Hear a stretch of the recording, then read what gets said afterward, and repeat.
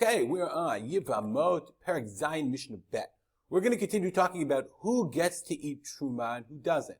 Just as a reminder, in the last Mishnah, we talked about Nichsei Melug and Nichsei Tzon Barzel. Nichsei Melug is a property that a woman brings into the marriage that belongs to her. Nichsei Tzon Barzel is a property that he is responsible for, and he has to return the original amount, but all the benefit accrues to the husband. Okay, so obviously, and we're talking about in their time they had slaves, and slaves were property. So the question we have to ask is, do the Avadim get to eat Terumah? So in order to understand this, we have to see one pasuk in Vayikra. Torah says the following. Let's make this a little bigger. Says the Torah. Okay. B'chol zar. We're talking about a Terumah here, about Terumah, what a Kohen can do, what a Kohen can't do. Okay. The Torah says, Chol zar lo yochal kodesh. Any stranger, i.e. non-Kohen, cannot eat kodesh, i.e. Terumah. Toshav Kohen v'sachir lo yochal kodesh. A tenant of a priest or a hired servant, sachir lo yochal kodesh. Okay? But the Kohen ki yiknek nefesh kinyan kaspohu. If a priest buy any soul, the purchase of his money, Yehu yochalbo, he can eat it. V'yelid beito hem yochlu lachmo. Someone who is born of his house, they can eat his lechem. So this means that if the Kohen acquires someone, we're going to see exactly what it's talking about, then that property can eat from the Terumah that belongs to the Kohen. So says the Mishnah. But Yisrael shouldn't say la Kohen. Just a regular Jewish girl, she's not a Kohen's daughter, anything. She married a Kohen.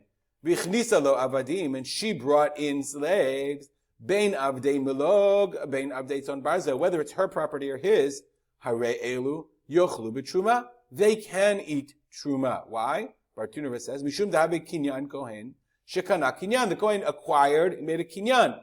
How did he make a kinyan? Kilomar, haishashi kinyano shel Kohen, the woman who is the acquisition. Remember, this is not so politically correct, but when he says, when he gives her the money, when he gives her the ring, when he marries her, hariyat mekudesha, that's called the ishe nikneit, it's a kinyan, it's acquisition. So she is acquired by him, okay? Kanta ilu havadim, she acquired those slaves.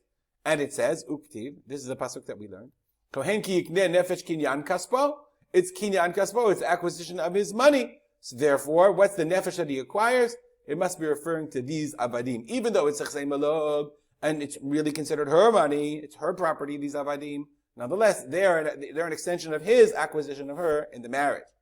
Similarly, ubat kohen sheniseit leYisrael, the daughter of a Kohen who married a Yisrael, v'ichnisa lo, so before she got married, her avadim could eat from her father's house.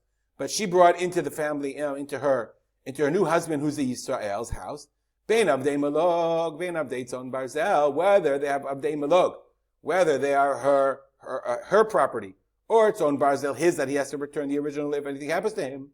They can't eat Terumah because they're in his possession, and he is a Yisrael, and he can't eat Terumah, so therefore, just like she can't, because she's now his wife, he can't as well. Stop here. Dedicate our learning to the memory of my father, Harav Simcha ben Yitzchak Kalman. Have a good day.